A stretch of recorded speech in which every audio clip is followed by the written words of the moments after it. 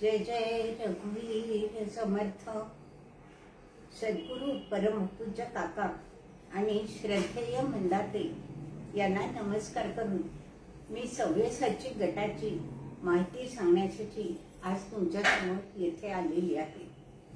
लॉकडाऊनच्या काळात ब्रह्मवादिनी जयश्रीताईंची प्रवचने ऐकणारे 700-800 तरी साधक असून त्यांना आमच्या अभ्यास गटाचं कार्य समजावं हा ह्यामागे हेतू आहे।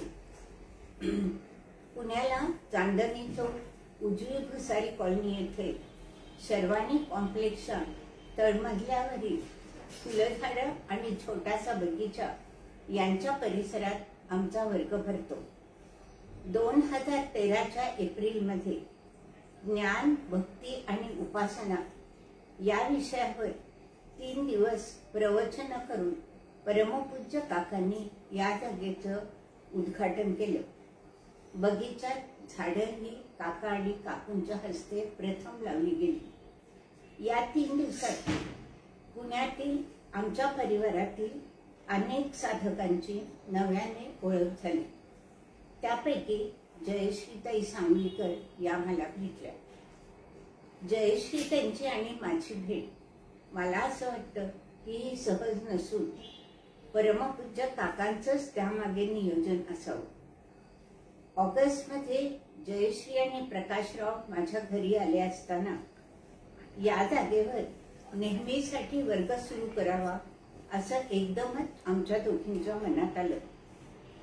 छोटं साधंसं मंदिर, त्यात फोटोच्या रूपाने सदैव वास करणारे ब्रह्मस्वरूप सद्गुरू, त्यांची महती सांगणारे जयश्री त्यांच्यासारखे प्रवचनकार आणि श्रवणासाठी उत्सुक असे अनेक साधक हाच योग जुळून आला आणि प्रथम देवीच्या नवरात्रात देवी महात्म्य या ग्रंथावर जयश्रीताईंनी निरूपण करून सव्यसाची अभ्यास गटाची स्थापना झाली, सुरुवात पण झाली। अंधम तमः प्रविशन्ति ये अविद्यम उपासते, ईश उपनिषदातलं हे वाक्य। जे अज्ञानाची पूजा करतात ते अंधकारात जातात। ज्ञान प्राप्त करूनच अज्ञानावर विजय मिळवता येतो। स्वतःला ज्ञानी समजणारे आम्ही सर्व साधक किती अज्ञानी होतो हे जयश्रीताईंच्या मार्गदर्शनाखाली अभ्यास करताना आम्हाला समजू लागलं, उमजू पण लागलं। आमच्यासारख्या सामान्य जीवांपर्यंत आत्मज्ञानाचा मौल्यवान खजिना की जो घेताना आपली ओंजळही अपुरी पडावी, तो ज्यांच्या अहेतुक कृपेमुळे म्हणजे सद्गुरूंच्या अहेतुक कृपेमुळे आमच्यापर्यंत जयश्री त्यांच्या मार्फत पोहोचत आहे। मोक्षाची यात्रा खरं म्हणजे एकट्यानेच करायची असते, पण हाताला धरून चालवणारे कोणीतरी गुरु आवश्यक असतात। पूज्य काकांचे आणि मंदाताईंचे विचार आमच्यापर्यंत तंतोतंत जसेच्या तसे सहज आणि सोपा शब्दात पोहोचण्याचे काम जयश्रीताई अविरत आणि अखंड करत आहेत। आमच्या या वर्गात पिंपरी चिंचवडचा सीमा इंदादांचा ग्रुपही जोडलेला आहे। त्यांचाही सीमाताईंच्या मार्गदर्शनाखाली सतत अभ्यास चालतो। आजपर्यंत या गटामध्ये पंचदशी हा महान ग्रंथ, विवेक सिंधू आणि आता भगवद्गीता यांचा अभ्यास आम्ही केला आहे, करत आहोत। थोडा अधिक विचार करून काकांच्याच विचारांना प्रेरित झालेल्या इतर अभ्यासकांची 2-3 दिवसाची शिबिरं घ्यावी असं आम्ही ठरवलं। त्यापैकी डॉक्टर सुनील उर्ले यवतमाळ, साधनाताई पुरोहित नागपूर यांनीही विचारसागर आणि ज्ञानेश्वरीतल्या ओव्या यावर मार्गदर्शन केले। सर्वात महत्वाचे म्हणजे श्रद्धेय मंदाताईंनी गुरुगीता, करुणाष्टक आणि 13व्या अध्याय यावर 5-5 दिवसांची प्रत्येक वर्षी प्रवचन करून त्यांच्या विचारांचा अलौकिक लाभ आम्हास दिला। साधकांना रोजच्या अभ्यासाची आता सवय लागली। रोजचं चिंतन अनेक गुरु शिवाय सद्गुरूंच्या भेटीचाच अनुभव आणि त्यांच्या वचनाला जगणारे हे आम्ही सर्व साधक ही आमची या गटाची मोठी ठेव आहे. श्रवण तर होतच होतं. आता समजलेलं लेखनात उतरवायचं ठरवलं आणि आमच्या साधकांच्या लेखांचा प्रकाशाच्या पायखड्या या छोट्याशा ग्रंथाचं प्रकाशन पूज्य काकांच्या हस्ते संपन्न करून आम्ही एक पाऊल पुढे टाकले. आता अनेक जण वेगवेगळ्या मासिकातून आपले लेख लिहून पाठवू लागले आणि ते प्रसिद्धही होऊ लागले. त्यानंतर सव्यसाची पुणे, पिंपरी चिंचवड या गटाने आळंदीला 2018 साली गुरुपौर्णिमेचा मोठ्या प्रमाणात आणि दिमागदारपणे उत्सव साजरा केला. त्यावेळी रामदास भरे अंतरी हा पूज्य काकांच्या लेखांचा ग्रंथ प्रकाशित करून प्रसादभेट म्हणून आम्ही सर्वांना अर्पण केला. नुकताच आम्ही श्रुती ज्ञानदीपिका हा पूज्य काकांच्या उपनिषदांवरील लेखांचा ग्रंथही प्रकाशित केला असून शिवगड आध्यात्मिक ट्रस्ट मुरगुड येथे तो विक्रीसाठी उपलब्ध आहे. अधिक पुढची पावलं आता सव्यसाची गटाची पडू लागली. वाटचाल सुकर आणि सुलभ होत चालली. आता काही साधक वेगवेगळ्या ठिकाणी छोट्या छोट्या गटांसमोर प्रवचन करू लागले. वैचारिक चर्चांचे छोटे गट तयार झाले. व्हॉट्सअप ग्रुपवर आपापलं चिंतन सर्वजण टाकू लागले. उषाती जोगळेकरांच्या घरच्या मंदिरात उत्सवानिमित्त प्रवचन होऊ लागली. जयश्री ताईंना या गजानन मंदिरामार्फत ब्रह्मवादिनी या किताबाने सन्मानित केले. सव्यसाचे अभ्यासगट हे लहानसं रोपटं होतं. त्याचा आता वृक्ष झाला आहे. जमिनीतून जीवनरस शोषून घेत झाड जसं टवटवीत राहतं तसा परमार्थाचा रस आम्हाला प्रत्यक्ष कधी काकाताई मंदाताईंच्याकडून आणि नेहमीच जयश्रीताई सीमाताईंच्याकडून सतत मिळत आहे. त्याची गोडी कायम टिकवण्याचं काम त्या सातत्याने करत असतात. एकम सत विप्रा बहुधा वदंती. मोक्ष आणि परमार्थ हा वैयक्तिक प्रवास असला तरी तो सर्वांनी मिळून केला तर जीवन आनंदमय आणि सुखकर होतं. स्वामी विवेकानंद म्हणायचे, आत्मन मोक्षार्थम जगत हितायच. स्वतःच्या मुक्तीसाठी आणि जगाच्या हितासाठी. जगाचा विचार तरी आपल्याला छेडला नाही तरी आपल्या सर्व साधकांच्या कल्याणाचा विचार जसे सद्गुरू करतात तसाही आपण थोडाफार करायला काय हरकत आहे. पूज्य काका म्हणतात त्याप्रमाणे आपल्या गटाचा परमार्थ हा जीवनात असला पाहिजे. त्यासाठी आपण सतत आपलं परीक्षण करून आपण कुठपर्यंत पोहोचलो याचा अंदाज घेत राहिला पाहिजे.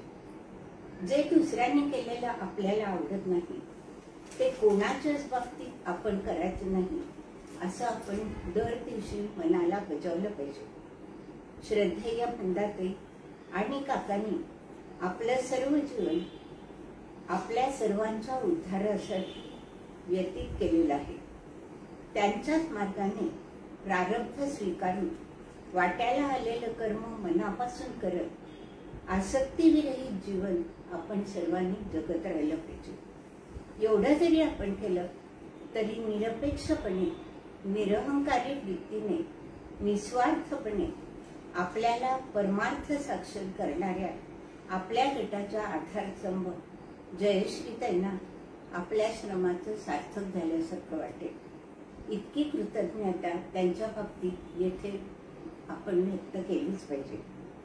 एक महत्वाची गोष्ट, मुरगुड येथे शिवगड आध्यात्मिक ट्रस्ट या नावाने आपली संस्था असून तेथे सतत अभ्यास वर्ग चालतात. त्या अभ्यास वर्गाला काका पण उपस्थित असतात. आपल्या गटाचा दिवाळीनंतर लगेचच एक वर्ग आणि जानेवारीमध्ये पण एक वर्ग असे 4-5 दिवसांचे आपण वर्ग घेत असतो. त्या वर्गाला कोणीही येऊ शकतं. आपण सर्वांनी त्याचा लाभ घ्यावा ही आपल्याला विनंती आहे. सव्यसाची गट हा आपल्या सर्वांचा आहे. मी वयानं मोठी आहे म्हणून सव्यसाची गटाची थोडीशी माहिती सांगितली. ती तुम्हाला आवडली असेल असं समजून मी माझं बोलणं संपवते.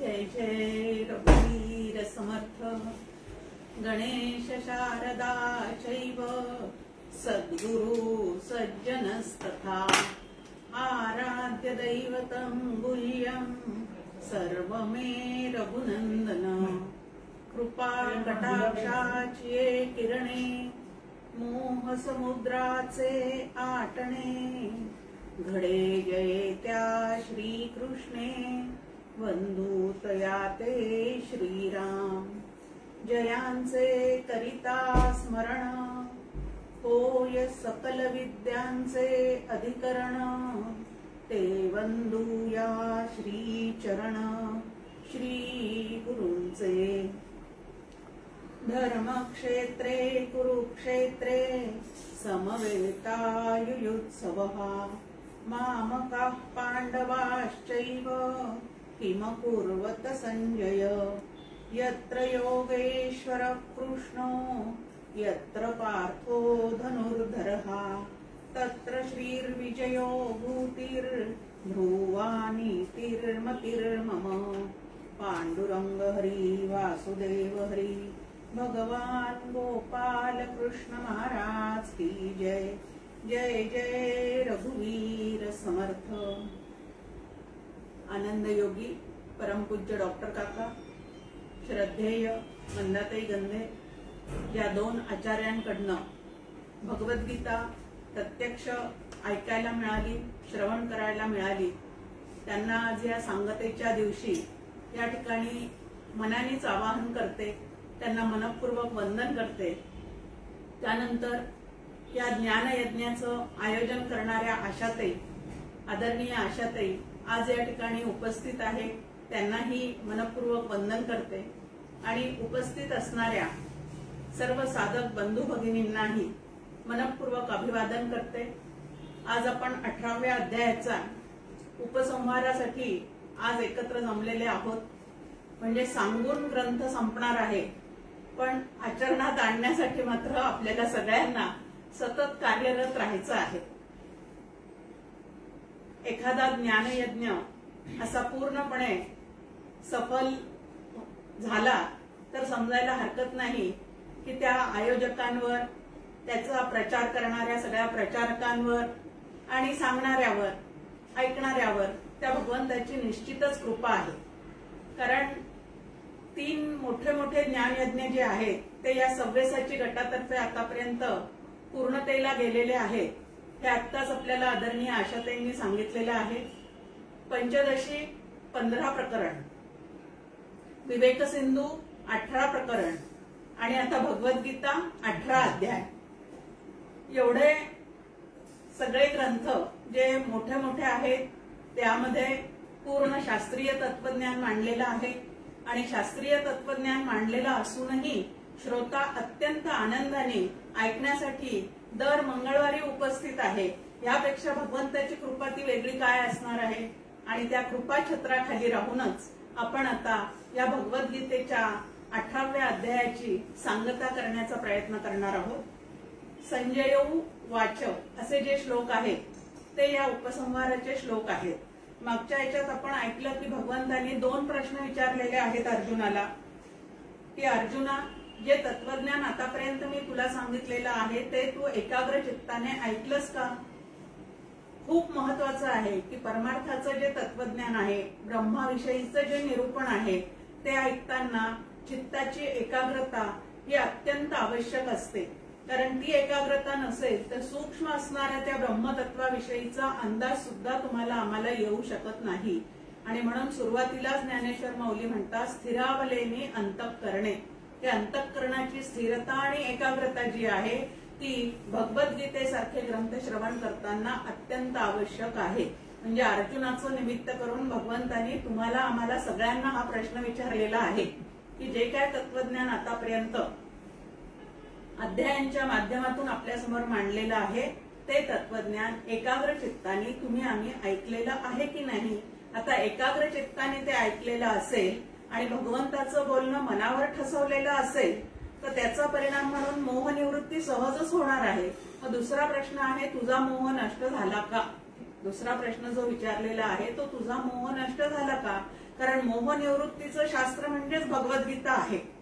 आणि या ठिकाणी अर्जुनाने सुद्धा उत्तर दिलेलं आहे की नष्टो मोह स्मृतिर्लब्ध्वा, की माझा मोह नष्ट झालेला आहे आणि मला स्मृती काय झालेली आहे तर स्मृती परत लाभलेली आहे. आता ही स्मृती लाभलेली आहे म्हणजे नेमकं काय झालेलं आहे तर स्वतःचं जे त्याचं क्षत्रिय वर्णानुसार कर्तव्य होतं त्या कर्तव्याची त्याला पूर्ण जाण आलेली आहे. ही एक त्याची स्मृती परत आलेली आहे की कर्तव्य म्हणजे नेमकं काय करायचं आहे त्याविषयी जो त्याच्या मनामध्ये संशय निर्माण झाला होता सुरुवातीला की मी करतोय ते बरोबर आहे की चूक आहे. आणि या द्विधा मनस्थितीमध्ये अडकलेल्या त्या अर्जुनाला अनेक योग सांगत सांगत भगवंतांनी काय केलेलं आहे तर कर्तव्याचा योग त्याच्याशी परत जुळवून दिलेला आहे. त्याची ती स्मृती परत आलेली आहे. आणि दुसरी स्मृती म्हणजे स्वस्वरूपाचं पूर्णपणे त्याला स्मरण झालेलं आहे. या स्वस्वरूपाचं स्वतःच्या ठिकाणी पूर्ण बोध होण्यासाठी जी भगवंताची कृपा लागते ती या ठिकाणी अर्जुनाला पूर्णपणे प्राप्त झालेली आहे. आणि ती प्राप्त झाल्यानंतर करिष्ये वचनम तव असं त्यांनी काय केलेलं आहे तर भगवंताला सुद्धा त्यांनी निश्चयपूर्वक सांगितलेलं आहे की आता इथून पुढे काय करू कसं करू असं काहीही संदेह माझ्या चित्तामध्ये उरलेला नाही. तर तुम्ही जे सांगितलं ते तंतोतंत आज्ञा पालन करून ते कर्तव्य मी आता पूर्ण करणार आहे. आणि इतकं त्याच्या चित्तातला मोह गेल्यामुळे त्या कर्तव्याविषयीची जाण त्याला आलेली आहे. आणि आत्मरूप होऊन युद्धासारखं घोर कर्म सुद्धा या ठिकाणी अर्जुन करतो आहे. हे खूप महत्वाचं आहे की आपल्याला सगळ्यांना प्रश्न आहे की आपण तर प्रापंचिक आहोत, मग आपल्याला इतकी अनासक्त अवस्था जमेल की नाही, आपल्याला हे गीतेतलं तत्वज्ञान पचेल की नाही, रुचेल की नाही, आचरणात येईल की नाही, या संबंधीचे अनेक संशय तुमच्या आमच्या मनामध्ये आहेत. पण युद्धासारखं घोर कर्म जर अर्जुन आत्मानुसंधान टिकवून करू शकत असेल तर आपल्यालाही लक्षात घ्यायला हरकत नाही की या संसार शत्रूला मारण्यासाठी आत्मानुसंधान टिकवून आपल्याला सुद्धा नक्की सज्ज होता येईल. म्हणून आपण सगळेजण आज त्या भगवान श्रीकृष्णाला जगद्गुरूला सांगूया की करिष्ये वचनम तव, की भगवद्गीता जी आहे ती आमची श्रवणगत झालेली आहे. पण आता स्वभावगत होण्यासाठी जो अधिकार कमवावा लागतो तो कमवण्याचा जरूर आमच्याकडनं नक्की प्रयत्न होईल असं त्या भगवंताला आज आपल्याला सांगायला अजिबात हरकत नाही. कारण गोकुळ अष्टमीला तो भगवंत परत येऊन पाहणार आहे आपल्याला सगळ्यांना की खरोखरीच आपण त्याला दिलेलं आश्वासन आता पाळणार आहोत की नाही. मग आता भगवान या ठिकाणी संजय जे आहेत ते आता याचं वर्णन करत आहेत की आता जो मी संवाद ऐकलेला आहे तो धर्मसंवाद आहे. धर्मक्षेत्रे कुरुक्षेत्रे, ती धर्मक्षेत्रावर झालेला युद्धाच्या प्रसंगी झालेला हा संवाद अत्यंत पवित्र आणि मंगल आहे. का बरं पवित्र आणि मंगल आहे तर अर्जुनासारखा श्रोता त्या ठिकाणी आहे की जो भगवंताला पूर्णपणे शरण गेलेला आहे, अनन्य शरण गेलेला आहे आणि भगवंताकडेच स्वतःचं मन मोकळं करून मी काय करू ह्या संबंधीचा प्रश्न त्या ठिकाणी त्यांनी विचारलेला आहे. की शिष्यत्व भगवंताचं पत्करलेलं आहे आणि एकाग्र चित्ताने भगवंत जे जे काही सांगत आहेत ते ते ऐकण्याचा या ठिकाणी अर्जुनांनी प्रयत्न केलेला आहे. म्हणजे डिप्रेशन मध्ये गेलेल्या मनाला जर वर काढायचं असेल तर कोणाचे चरण अनन्यतेने धरावेत याचं जणू काही मार्गदर्शन जे आहे ते अर्जुनाने या ठिकाणी आपल्याला सगळ्यांना केलेलं आहे. की अशी वेळ जेव्हा येईल त्या वेळेला ज्यांचे मन आधीच खचलेले आहेत त्यांच्याकडे जाऊन आपल्याला काय मिळणार आहे. समर्थ रामदास स्वामी म्हणतात एकादशीकडे शिवरात्र गेली, दोन्हीकडे उपासच आहे. मग त्या ठिकाणी आपल्याला काय मिळणार आहे म्हणून ज्याच्याजवळ पूर्णपणे या डिप्रेशन मधून बाहेर काढण्याचे सगळे काही उपाय विचार आहेत त्याला शरण जावं आणि त्याच्याकडनं मार्गदर्शन घेऊन आपलं जे जीवन आहे ते सुधरवण्याचा प्रयत्न जो आहे तो तुम्ही आम्ही करायला पाहिजे। त्यानंतर भगवान श्रीकृष्ण हे तर प्रत्यक्ष भगवंताचे अवतारच आहेत आणि दुसरं जगद्गुरु योगेश्वर असे जे काही आहेत असे संबोधन त्यांच्या मागे लागलेली आहेत की आता भगवद्गीतेसारखं सुंदर तत्वज्ञान की जे सर्व युगांमध्ये तितकंच तत्परतेने तुम्हाला आम्हाला मार्गदर्शन करण्यासाठी उपलब्ध आहे असा हा भगवद्गीतेसारखा महान ग्रंथ जो आहे तो या श्रीकृष्ण अर्जुन संवादा रूपाने तुमच्या आमच्या समोर भगवंतांनी प्रगट केलेला आहे। अर्जुनाचं निमित्त करून सर्व जीवांवर कृपा करणारे विचार जे आहे ते ह्या अध्यायाच्या माध्यमातून भगवंतांनी तुमच्या आमच्या समोर ठेवलेले आहे। म्हणून हा जो संवाद आहे त्याला या ठिकाणी संजय म्हणतात की अत्यंत अद्भुत असा संवाद आहे की असं विचारधन जे आहे ते इतरत्र कुठं तुम्हाला आम्हाला ऐकायलाच मिळणार नाही असा हा जो संवाद आहे तो अत्यंत अद्भुत आहे। आणि हा संवाद ऐकत असताना स्वतःची त्या ठिकाणी काय परिस्थिती झालेली आहे त्याचं सुद्धा वर्णन या ठिकाणी संजयांनी केलेलं आहे की हा संवाद ऐकत असताना हा पवित्र मंगल आणि धर्म न्यायनीतीने युक्त असणारा संवाद ऐकत असताना माझे अष्टसात्विक भाव सतत जागे होत होते आणि अंगावर रोमांच उभे राहत होते। फार महत्वाचं आहे की सांगणारा मनापासून जीव तोडून सांगत असतो पण ऐकणाऱ्याची भूमिका सुद्धा तितकी त्याच्याशी समरस होते का हे अत्यंत महत्वाचं आहे। नाही तर भगवद्गीता जी आहे ती आपल्याला माहिती आहे की धृतराष्ट्राने सुद्धा ऐकलेली आहे आणि ह्या धृतराष्ट्राने ती भगवद्गीता ऐकून सुद्धा पुत्र मोहानी आंधळा झालेला हा धृतराष्ट्र जो आहे त्याला मात्र या तत्वज्ञानाचं जे अप्रूप आहे जो अद्भुतपणा आहे जी पवित्रता आहे त्याचा स्पर्श त्याच्या अंतःकरणाला अजिबात झालेला नाही।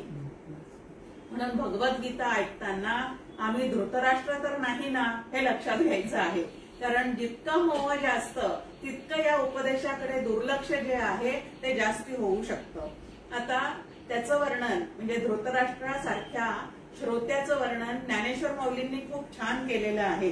ते म्हणतात अहो ऐकिजित असे की अवधारा तव इया बोला निवांत म्हातारा जैसा म्हैसा नुठी का पुरा तैसा उगाची असे की एखाद्या चिखलामध्ये पाण्यामध्ये बसलेला रेडा जसा तिथून हलता हलत नाही त्याप्रमाणे या धृतराष्ट्राचं मोह जे आहे धृतराष्ट्राचं मन जे आहे ते त्या मोहाच्या चिखलामध्ये इतकं अडकलेलं होतं की 18 प्रकारचे सुंदर योग भगवंतांनी सांगून सुद्धा तो त्या चिखलातून मोहरूपी चिखलातून बाहेर पडायला अजिबात तयार नव्हता।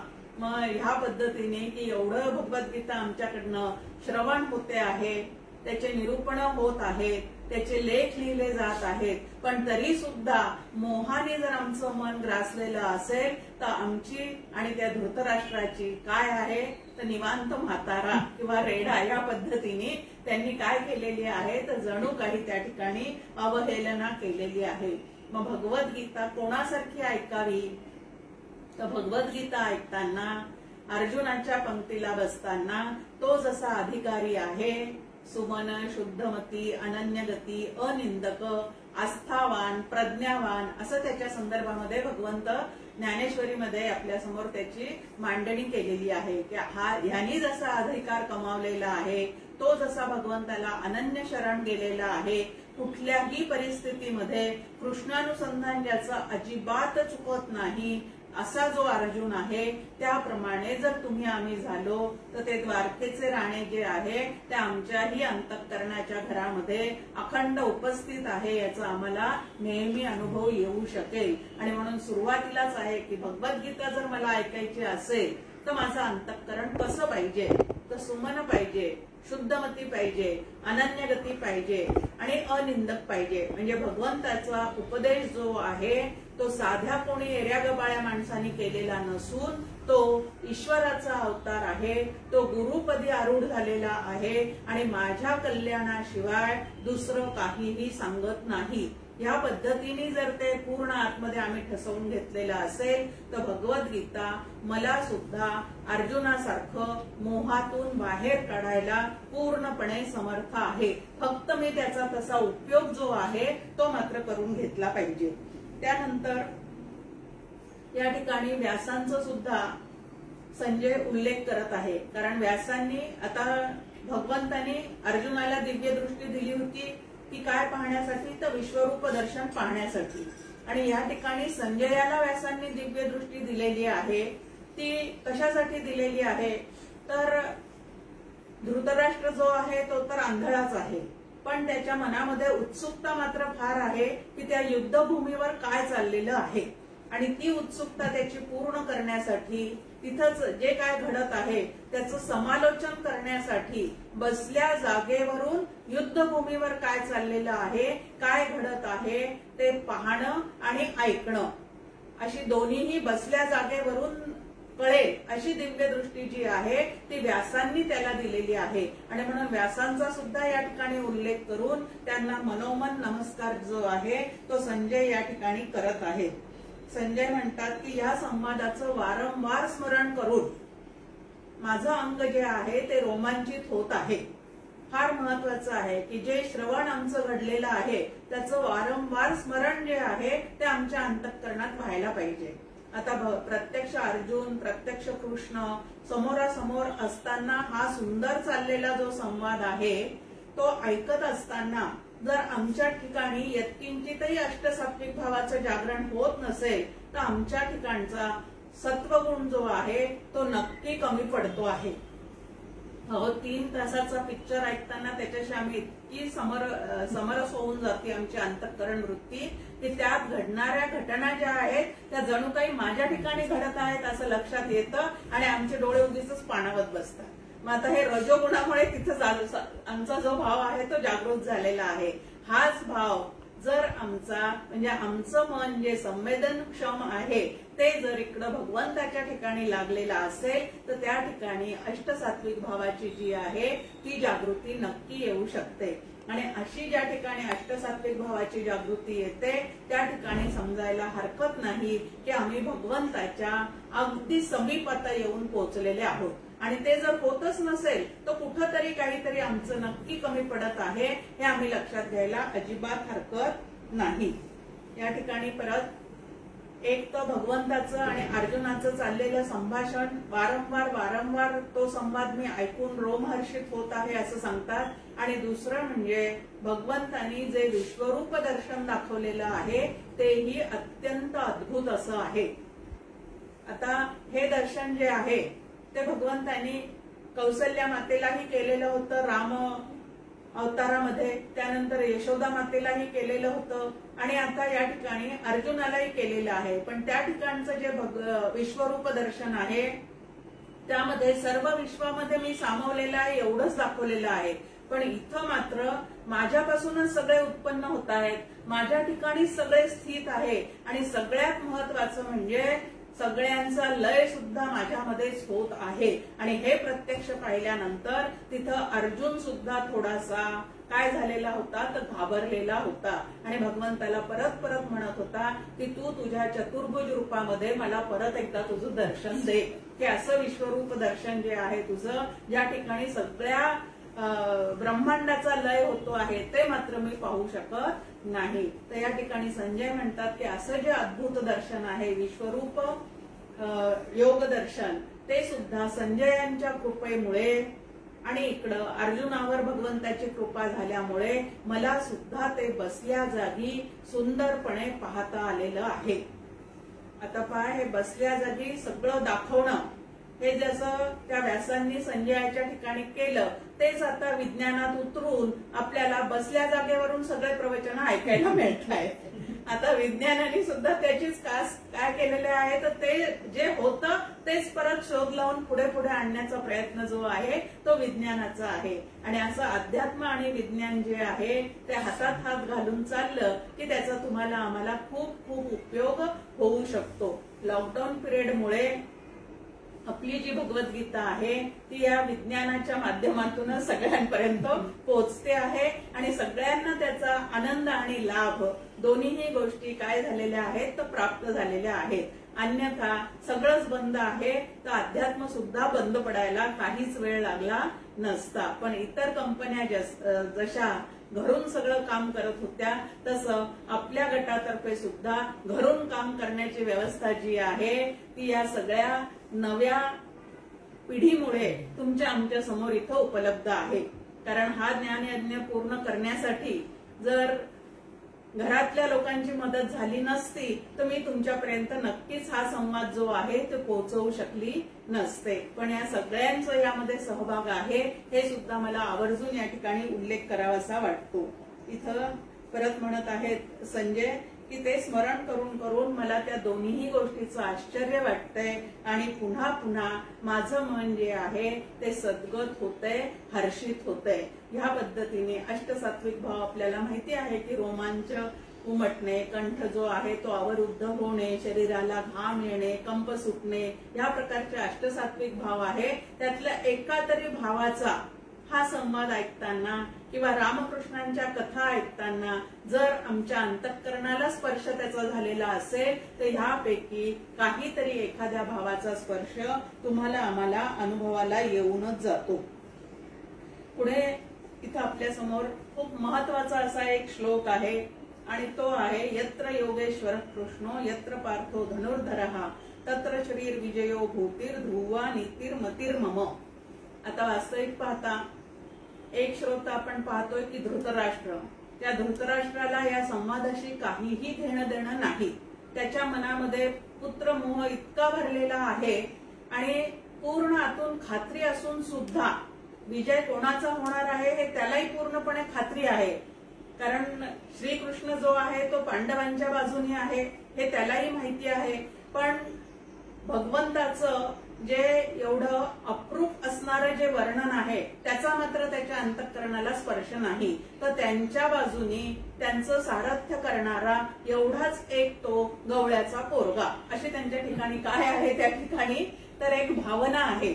आणि मग या ठिकाणी मनामध्ये सारखं फक्त काय आहे ह्याच्या धृतराष्ट्राच्या की युद्ध प्रसंगी काय चाललेलं आहे, कोणाचे किती सैन्य या ठिकाणी लढत आहेत, कोणाचे जास्ती सैन्य मरत आहेत आणि माझ्या दुर्योधनाचा विजय होतो की नाही, एवढंच फक्त त्याला जाणून घेण्याची त्या ठिकाणी इच्छा होती. बाकी या अर्जुन आणि कृष्ण यांच्या या धर्ममय संवादाशी त्याचा काहीही संबंध नव्हता. फक्त माझे पुत्र जिंकतील की नाही, त्यांना राज्य मिळेल की नाही, जे मला प्राप्त होता होता राहिलं ते माझ्या मुलाला तरी मिळालं पाहिजे असं पुत्र स्नेहामुळे आंधळा झालेला जो धृतराष्ट्र आहे त्याच्या मनातली ही जी काय भावना आहे ती ओळखून या ठिकाणी युद्ध सुरू होण्यापूर्वी आणि संपण्यापूर्वी संजयच त्याचं उत्तर देऊन टाकत आहे.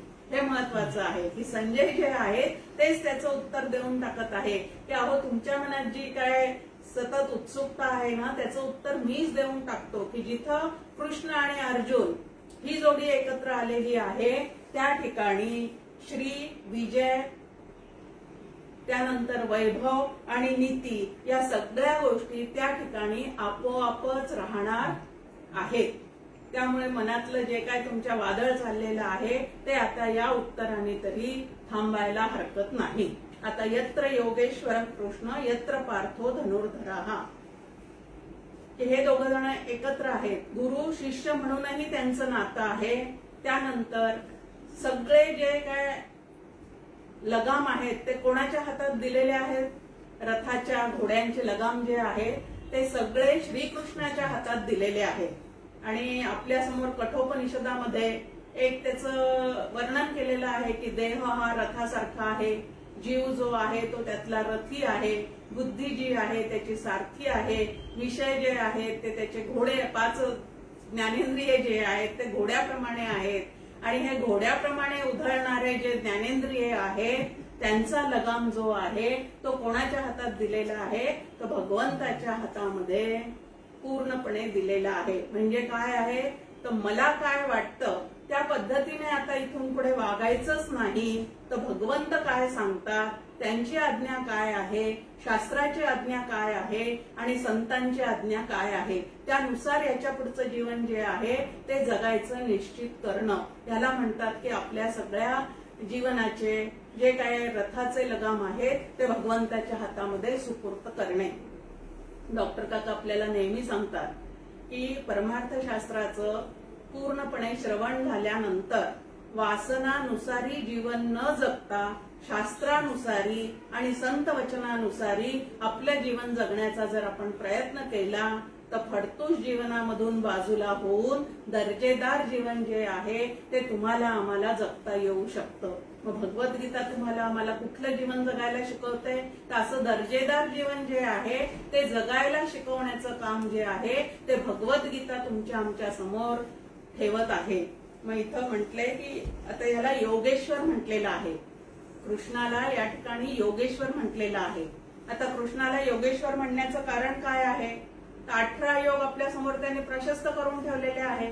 बरं, तो नुसतं योग सांगणारा आहे का योगी लोक हा योग करून ज्या ईश्वराला मिळू पाहतात असं जे तत्व आहे तेच कृष्णाच्या रूपाने इथं सगुण साकार झालेलं आहे.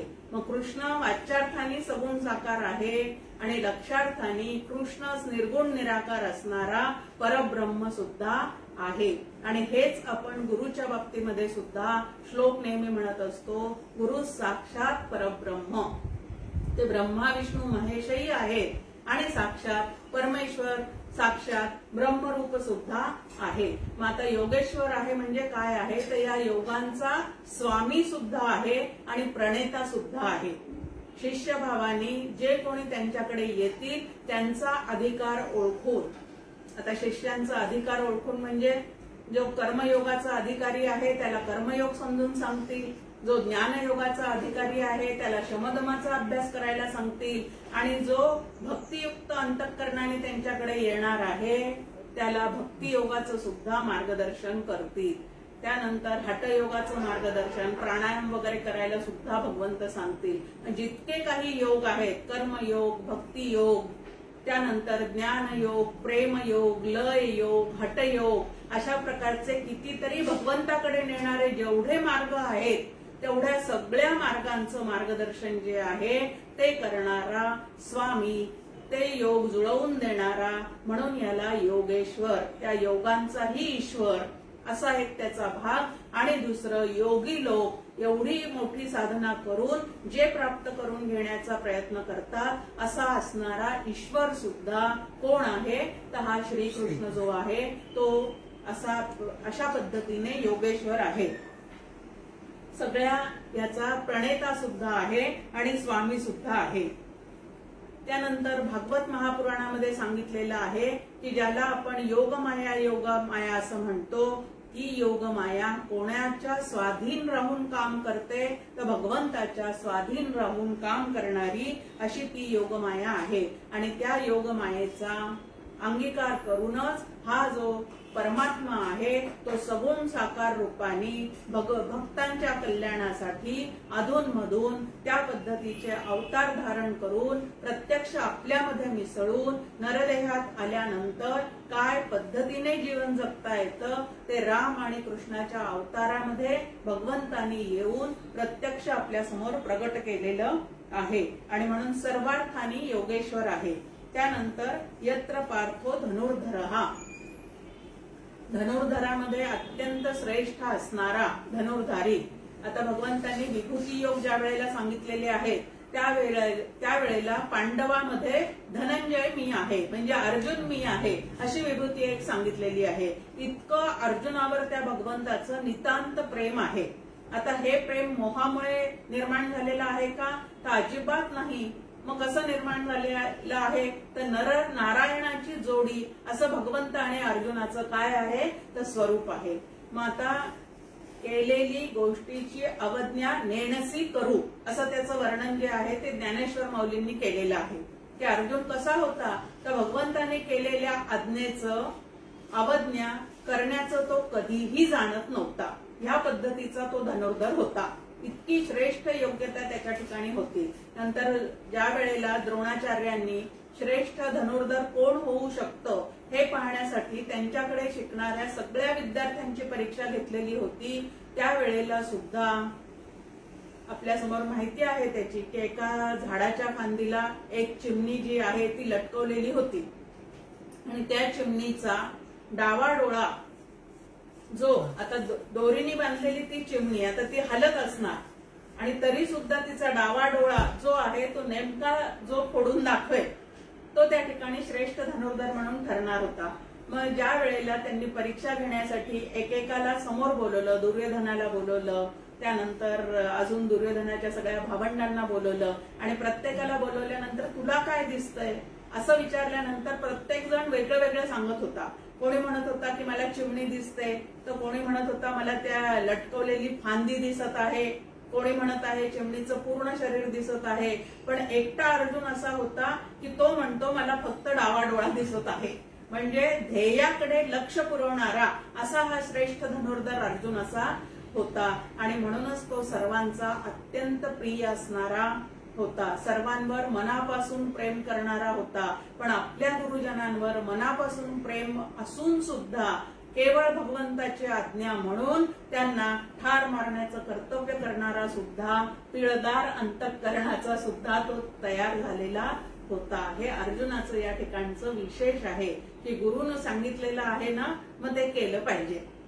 आता सुरुवातीला मोह होता, त्याच्यामध्ये तो लडबडलेला होता, परंतु पूर्ण तत्वज्ञान ऐकल्यानंतर स्वतःच्या मनाला त्यांनी पूर्णपणे त्या पद्धतीचं विचारांचं ट्रेनिंग देऊन घट्ट केलेलं होतं आणि जे कर्तव्य समोर येईल ते पूर्णपणे करिष्ये वचनम तव ह्या पद्धतीने तो ते कर्तव्य करायला यत्किंचितही मागे पुढे नंतर ढळलेला नाही, हल्लेला नाही. स्वतःला काय वाटतं ह्याच्यापेक्षा भगवंतानी काय आज्ञा केलेली आहे असं जे त्याने अनन्य शरणता पत्करलेली होती.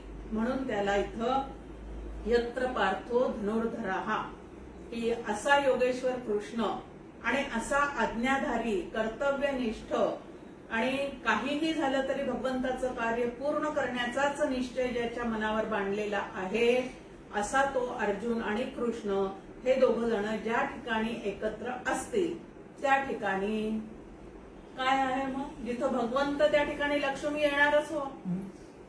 आपण लक्ष्मीसाठी खूप प्रयत्न करतो पण भगवंताला सोडून जो नुसत्या लक्ष्मीच्या मागे धावतो त्यांनी लक्ष्मी कितीही प्राप्त केली तरी भगवंत जसा शांती तृप्ती समाधानाने अखंड असतो तशी शांती तृप्ती मात्र भगवंताला सोडून लक्ष्मीमध्ये रमणाऱ्याला कधीही प्राप्त होत नाही. डोंगरे शास्त्री लक्ष्मीच्या बाबतीमध्ये इथे श्री शब्दाने लक्ष्मीचा काय केलेला आहे तर उल्लेख केलेला आहे.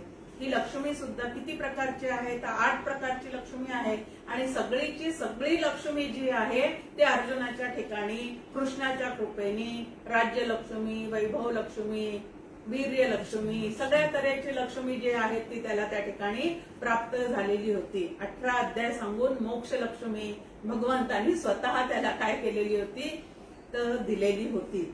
मग आता श्री म्हणजे काय तर श्री म्हणजे लक्ष्मी आणि लक्ष्मी कोणाच्या ठिकाणी समाधान देऊ शकते तर भगवंतासह जो तिची आराधना करतो त्याला ती पूर्ण समाधान देते आणि भगवंताला सोडून फक्त लक्ष्मीचीच उपासना जो करतो त्याला लक्ष्मी प्राप्त होते पण प्रसंगाप्रसंगाने ती त्याच्यापासून निघूनच जाते. मग लक्ष्मी भरपूर मिळालेली आहे पण रोगराई तितकीच त्याच्या जोडीला आहे. ह्या पद्धतीने ती जशा मार्गाने आलेली आहे तशा मार्गाने कुठल्या ना कुठल्या तरी पद्धतीने निघून जाते. भरपूर संपत्ती असणाऱ्यांचे मुले जे आहेत ते अत्यंत व्यसनाधीन होऊन राहतात हेही आपण पाहतो. म्हणून लक्ष्मी मिळवणं हा भाग वेगळा, नंतर तिचा विनियोग करणं हा भाग वेगळा आणि ती स्थायी स्वरूपात राहायची असेल तर तिचा जो पती आहे की ज्याच्याशिवाय ती राहू शकत नाही त्याची सुद्धा उपासना करत करत जर त्या लक्ष्मीचा आपण विनियोग केला तर ती लक्ष्मी तुमच्या आमच्यावर प्रसन्न होते आणि त्या ठिकाणी ती स्थिर पद्धतीने राहते. 7 पिढ्या स्थिर वाटते आपल्याला पण नंतरच्या पिढीला बर्बाद केल्याशिवाय ती राहतच नाही. आणि म्हणून समर्थ रामदास स्वामी आपल्या समोर छान पद्धतीने एक श्लोक ठेवतात. बुद्धीने सर्वही होते बुद्धिदाता नारायणू आधी तो आपुला कीजे लक्ष्मी चरणी वसे. ती बुद्धी देणारा कोण आहे? भगवंत आहे. मग त्या भगवंताला ती बुद्धी सुद्धा अर्पण करा. त्या बुद्धीच्या जोरावर जी लक्ष्मी तुम्ही कमावणार आहे ती लक्ष्मी सुद्धा त्या भगवंताच्या चरणी अर्पण करा. सगळ्या गोष्टी मग व्यवस्थित सुस्थितीत राहतात. पण एकाला सोडून एक करायला गेलं की सगळं काय आहे बिघडून जातं. म्हणून श्री म्हणजे लक्ष्मी, त्यानंतर विजय मिळणार आहे म्हणून या ठिकाणी सांगितलेलं आहे. विजयी भव असे आधीच आशीर्वाद सगळ्यांनी त्यांना देऊन ठेवलेले आहेत. आपण पाहतो की महाभारत ज्या वेळेला सिरियल आपण पाहिली तेव्हा युद्ध प्रसंगी आपल्या शत्रूकडे म्हणजे धृतराष्ट्राकडे सुद्धा कशासाठी आशीर्वादासाठी पांडव गेलेले आहेत. पण प्रत्येकाच्या तोंडी विजयी भव, यशस्वी भव या पद्धतीचेच उद्गार त्या ठिकाणी आलेले आहेत. आणि इथं तर हा विजय, सत्याचा विजय घडवून आणण्यासाठी प्रत्यक्ष श्रीकृष्ण त्या ठिकाणी सारथ्य करायला उभा असलेला आहे. आणि हा श्रीकृष्ण जो आहे तो हा विजय मिळवून देताना कुठेही कपटीपणा वगैरे काही करत नाही. तर जैसे ज्याचे कर्म तैसे फळ देतो ईश्वर. या पद्धतीने ज्यांनी ज्या पद्धतीने कर्म करून त्या ठिकाणी आलेला आहे त्याला त्याच पद्धतीने इथं भगवंतांनी काय केलेलं आहे तो उत्तर द्यायला अर्जुनाचं निमित्त करून भाग पाडलेला आहे.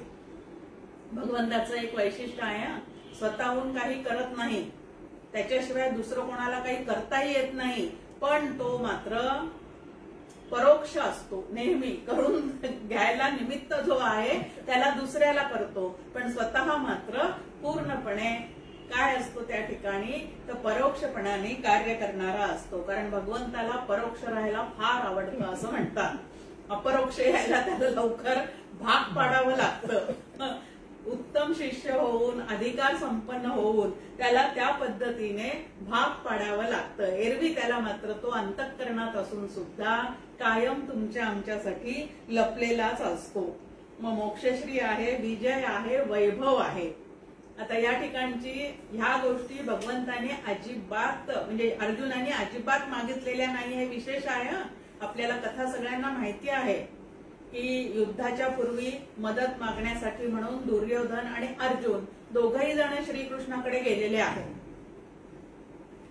दुर्योधनाच्या बुद्धीप्रमाणे त्यांनी काय विचार केलेला आहे, एकट्या कृष्णाला आपल्याकडे आणून काय करायचं आहे, त्याच्यापेक्षा त्याचं एवढं मोठं सैन्य जर आपल्याला लाभलं तर आपला विजय नक्कीच आहे असं समजून त्यांनी भगवंताचं बाकीचं सैन्य मागितलेलं आहे. आणि अर्जुनाने मात्र बाकी काही माझ्याकडे असो की नसो तू मात्र माझ्या पाठीशी असलं पाहिजे, तू मला पाहिजे. मग आपण सुद्धा या ठिकाणी विवेक करायला पाहिजे की भगवंताचं सैन्य पाहिजे का भगवंत पाहिजे. आता भगवंताचं सैन्य म्हणजे काय आहे?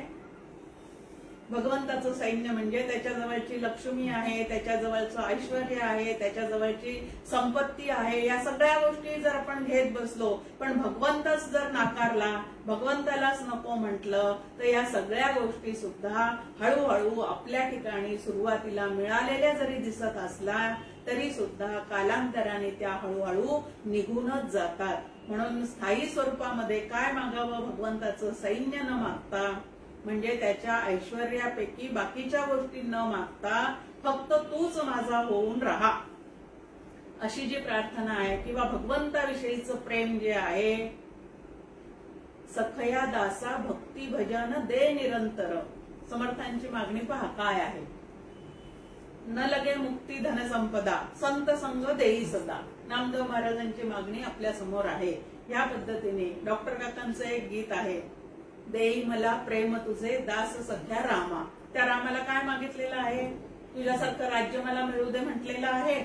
अजिबात नाही. तर त्या भगवंताविषयीचं नितांत प्रेम अंतःकरणात असणं त्याच्या इतका आनंद दुसरा तिसरा कुठला नाही. आणि म्हणून संत जे आहे ते भगवंताचं इतर वैभव मागत नाही तर फक्त अंतःकरणाला तुझं प्रेम जे आहे ते कायमचं टिकून राहू दे असं म्हणतात. कारण जे अंकित ईश्वराचे तयासी सोहळे निज सुखाचे असं समर्थांनी त्याचं वर्णन केलेलं आहे.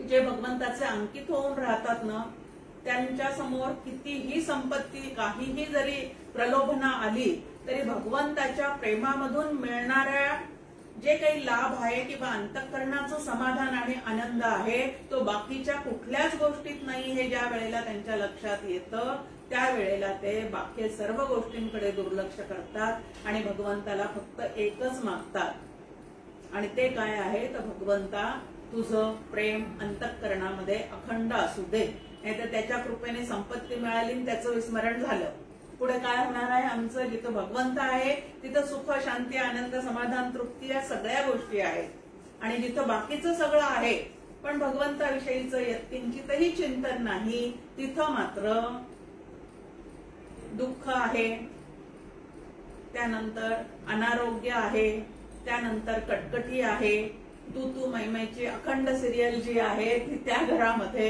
सगळं काही असून सुद्धा चाललेलीच राहते. म्हणून भगवंताला सोडून लक्ष्मीची वैभवाची अपेक्षा जी आहे ती अजिबात तुम्ही आम्ही करू नये. फक्त भगवंताचं चिंतन जर चाललेलं असेल तर सुदामानी न मागता सुद्धा, आता बायको मागे लागलेली होती म्हणून सुदामा गेलेला आहे कृष्णाकडे, पण प्रत्यक्षामध्ये मुखातून इतकं वैराग्य अंतःकरणात आहे या सगळ्या गोष्टीबद्दल की मुखातून तोंडातून त्याच्या बाहेर पडलेलंच नाही शेवटपर्यंत की माझ्या बायकोनी या कारणासाठी मला तुझ्याकडे पाठवलेलं आहे. पण काहीही न मागता भगवंताने त्याला प्रति द्वारका जी आहे ती निर्माण करून दिलेली आहे. भगवंताचं प्रेम जे आहे ते ह्या पद्धतीचं आहे. मग ते मित्राविषयी असेल, भक्ताविषयी असेल, गोपींविषयी असेल, अखंड अनुसंधान हे जी कला आहे ती त्या भगवत कृपेनेच प्राप्त होणारी आहे आणि ते अर्जुनाला सुद्धा त्या ठिकाणी लाभ झालेला आहे. त्यानंतर अढळ नीती. आता या संपूर्ण भगवद्गीतेमध्ये भगवंतांनी दोन प्रकारचा उपदेश केलेला आहे. एक व्यावहारिक उपदेश आहे आणि दुसरा पारमार्थिक उपदेश आहे आणि दोन्हीही उपदेश जोडीने चाललेले आहेत की जर तू असा वागशील तर तुझं बदनामी होणार आहे. क्षत्रियाचं कर्म सोडून तू जर रणांगणातून पळून जाशील तर तुझी अपकीर्ती झाल्याशिवाय राहणार नाही. जर तू क्षत्रिय वर्णाप्रमाणे छान पद्धतीने युद्ध करशील तर तुला स्वर्ग मिळाल्याशिवाय राहणार नाही. म्हणजे धार्मिक पण उपदेश आहे, व्यावहारिक पण उपदेश आहे आणि त्यानंतर पारमार्थिक उपदेश सुद्धा, किंबहुना पारमार्थिक उपदेशासाठीच भगवद्गीता इथं भगवंतांनी आपल्या समोर पूर्णपणे मांडून ठेवलेली आहे, निमित्त केलेलं आहे अर्जुनाचं. पण सगळ्या जीवांच्या कल्याणाची व्यवस्था जी आहे ती या भगवद्गीतेच्या ठिकाणी केलेली आहे. त्यामुळे राजनीतीचे, युद्धनीतीचे, सर्व तऱ्हेचे जे काय कंगोरे आहेत ते या ठिकाणी भगवंतांनी अर्जुनाचं निमित्त करून मांडून ठेवलेले आहेत. आणि म्हणून स्पष्टपणे संजय म्हणतात की जिथं कृष्ण आणि अर्जुन एकत्र आलेले आहेत तिथं सगळं काही वैभव, न्याय, नीती, त्यानंतर लक्ष्मी या सगळ्या गोष्टी ज्या आहेत त्या त्या ठिकाणी आणि कशा प्राप्त होणार आहेत? ध्रुव कसा आहे? अढळ असणारा तारा आहे, त्याप्रमाणे ते सगळं काही मिळणारं आहे. मग ही भगवद्गीता जी आहे ह्यातला जो पूर्णपणे यांच्या संवाद जो झालेला आहे त्या संवादातून आपल्याला काय काय शिकायला मिळणार आहे? अज्ञानाकडून ज्ञानाकडे कसं जायचं आहे, स्वकर्तृत्वाकडून ईश्वर कर्तृत्वाकडे तुम्हाला आम्हाला कसं जायचं आहे, देहबुद्धी सोडून आत्मबुद्धी आपल्याला कशी विकसित करायची आहे, या पद्धतीचा सुंदर असा उपदेश जो आहे तो भगवद्गीतेचं निमित्त करून भगवंताने तुमच्या आमच्या समोर ठेवलेला आहे. योग्याची लक्षणं सांगितलेली आहेत, त्यानंतर गुणातीताची लक्षणं सांगितलेली आहे, स्थितप्रज्ञाची लक्षणं सांगितलेली आहे, कर्मयोग्याची लक्षणं सांगितलेली आहे. अहो सगळं आम्हाला जमणार नाही असं वाटत असेल तर ह्यातलं निदान एक तरी जे मला आवडेल, भावेल, कारण भगवंतही शेवटी एवढा उपदेश अर्जुनाला केल्यानंतर तू असंच कर असं म्हणत नाही, तर ह्यातलं तुला काय पटतंय ते बघ आणि त्याप्रमाणे तू वाग असं सांगितलेलं आहे. मग समर्थही त्या पद्धतीने आपल्याला सांगतात प्रकृती ऐसे वर्तावे, अंतरी शाश्वत ओळखावे, की आपली प्रकृती कुठल्या योगाचा अंगीकार करण्यासाठी आपल्याला छान साथ देऊ शकते ते या ठिकाणी लक्षात घ्यावं. आता प्रकृती आमची जी आहे ती सतत खालीवर होणारी आहे आणि आम्ही हठयोगाच्या मार्गाने जायला लागलो तर कसं काय होणार आहे? त्या ठिकाणी आसन, प्राणायाम या सगळ्या गोष्टी कराव्या लागतात. इकडे भगवंताविषयीचं अजिबात चित्तामध्ये प्रेम नाहीये पण तरी आम्ही भक्ती योगाच्या मार्गाने निघालो तर कसं काय आम्हाला होणार आहे? इकडं आम्ही बुद्धीचं वैभव स्वतःच समजतो, मग ज्ञान मार्गाने जायचं आहे. मग ज्ञान मार्गाने जायचं आहे तर ते सगळे कंगोरे जे आहेत ते तुम्ही आम्ही सगळे समजून घेतले पाहिजे. शमदमाचा अभ्यास कशासाठी आहे, त्याचं फळ मला काय मिळणार आहे, विषयांच्या नादी लागलं तर माझं काय नुकसान होणार आहे, आणि विषयरहित होऊन जीवन जगण्याचा प्रयत्न केला तर निर्विषय असणाऱ्या त्या परमात्म्याची प्राप्ती होऊन मला परमानंद प्राप्त होऊ शकतो. एवढं मोठं देणं जे आहे ती एवढी भगवद्गीता तुम्हाला आम्हाला द्यायला बसलेली आहे. या भगवद्गीतेला भवद्वेषिणी असं म्हटलेलं आहे. इकडं आम्ही भगवद्गीतेचा अभ्यास करतो, निरूपण करतो, त्याच्यावर लिखाण करतो, पण संसारातली आसक्ती मात्र अजून जर गळत पडत नसेल. आता भवद्वेषिणी म्हणजे भव म्हणजे संसार, आणि या संसाराचा द्वेष करायला शिकवते. म्हणजे काय करते, घरातल्या लोकांचा द्वेष करायला सांगते का? असं अजिबात नाही. तर आपली कर्तव्य जी आहेत ती अनासक्त वृत्तीने करायला शिकवून सगळ्यांविषयी आपुलकी ठेवून सुद्धा आम्हाला आत्मरूप होता येऊ शकतं. हे भगवद्गीतेचं मूळ सांगणं आहे की युद्धासारखं घोर कर्म करून सुद्धा जर अर्जुनाला आत्मसंपन्न होऊन राहता येत असेल तर 4 माणसांचा माझा प्रपंच करता करता मला आत्मसंपन्न होऊन राहता येईल की नाही? जरूर राहता येईल. भरताचं सुद्धा उदाहरण आपल्या समोर आहे. एवढा मोठा राज्यकारभार सांभाळून सुद्धा कोणाचं राज्य आहे म्हणत होता तो, तर रामाचं राज्य आहे असं समजूनच ते ज्या वेळेला केलं जातं त्यावेळेला मोक्ष सुख जे आहे ते आपला प्रपंच करता करता सुद्धा आपल्या अनुभवाला येऊ शकतं. आणि हे सगळ्या संतांनी आपल्या समोर प्रत्यक्ष या पद्धतीने जीवन जगून दाखवून दिलेलं आहे. तेव्हा या भगवद्गीतेच्या अभ्यासाने तुम्हाला आम्हाला सुद्धा असंच आपल्या प्रपंचात राहून, काकांचं एक फार महत्वाचं सांगणं आहे त्या परिस्थितीत आहे त्या माणसात राहून आपल्याला आत्मज्ञान संपन्न नक्की होता येऊ शकतं. याही पुढे जाऊन काका म्हणतात की भलेही आत्मज्ञानापर्यंत तुम्हाला पोहोचायचं नसेल किंवा भीती वाटत असेल, पण निदान भगवद्गीतेचा अभ्यास करून संघर्षरहित संघर्ष करायला तरी आपण आपल्या प्रपंचामध्ये शिकू शकतो. आता संघर्षरहित संघर्ष करायचा म्हणजे काय करायचं आहे? चित्तातले रागद्वेष आपल्या कमी करायचे आहेत, आणि घरातल्या लोकांना चांगलं वळण लावण्यासाठी ज्या वेळेला काही कारणास्तव थोडं चढ्या आवाजात बोलावं लागेल, कधी अबोला धरावा लागेल, कधी घरातून जाण्याचं नाटक करावं लागेल, पण हे नाटकापुरतच मर्यादित असावं. प्रत्यक्ष स्वभावाने तसं निघून जाणं असेल तर कुठंतरी काहीतरी चुकलेलं आहे. हे मात्र नक्की लक्षात घ्यायचं आहे की स्वभाव दोषामुळे आपण असं करतो आहोत की घराचं कल्याण व्हावं म्हणून या पद्धतीच्या लीला आपल्याला कराव्या लागणार आहेत. क्रिया करण्यापेक्षा लीला कराव्यात. लीला शब्दामध्ये आनंद आहे. आणि डॉक्टर काका नेहमी सांगतात की हे जर सगळं समजून घेतलं आम्ही तर घरातल्या लोकांच्या लीला सुद्धा शांतपणे पाहता येतात आणि चित्तातला आनंद न गमावता तुम्हाला आम्हाला संसार व्यवस्थित करता येतो. भलेही आत्मज्ञान होईल तेव्हा होईल, पण निदान संसार तरी छान पद्धतीने करता येण्यासाठी भगवद्गीतेचा अभ्यास जो आहे तो अत्यंत सुंदर आणि छान आहे. जितक्या वेळेला करू तितक्या वेळेला काहीतरी नवीन नवीन जी विचारसरणी आहे ती त्या ठिकाणाहून आपल्याला नित्य नूतन पद्धतीने नवीन विचार ह्याच्यातून पाहायला मिळतात. म्हणून भगवद्गीतेचा अभ्यास कधीही कोणीही सोडू नये, सांगणाऱ्यांनी सुद्धा आणि ऐकणाऱ्यांनी सुद्धा. आयोजकांनी आयोजन केल्यामुळे, प्रचारकांनी प्रचार केल्यामुळे आणि घरातल्या सगळ्यांची साथ असल्यामुळेच केवळ आपल्या समोर लॉकडाऊनच्या पिरियडमध्ये सुद्धा या नवीन विज्ञान युगाच्या मदतीने भगवद्गीता यज्ञ जो आहे तो पूर्ण या ठिकाणी होतो आहे. हरिओम तत्सत. श्री ब्रह्मार्पणमस्तु. श्री कृष्णार्पणमस्तु. जय जय रघुवीर समर्थ. आता आपला भगवद्गीतेचा यज्ञ संपला म्हणजे आता या ठिकाणी परत आपण मंगळवारी भेटणार आहोत की नाही अशी शंका प्रत्येकाच्या मनात असणार आहे. पण मंगळवारी पण आपण भेटणार आहोत आणि गुरुवारी नवीन उपक्रमासह आपण भेटणार आहोत. या गुरुवारी परत अभंगांचा गायनाचा कार्यक्रम आदरणीय सौ गीतालीताई पुणकरच्या आवाजामध्ये होईल. त्याच्या पुढच्या गुरुवारी परत हरिपाठाचं अभिवाचन जे आहे ते आपल्या समोर सादर होईल. आणि मंगळवारी काय होणार ते आपण सध्या गुपित ठेवूया. भुलावेलचा खाऊ मंगळवारी या पाहायला मिळेल. जय जय रघुवीर.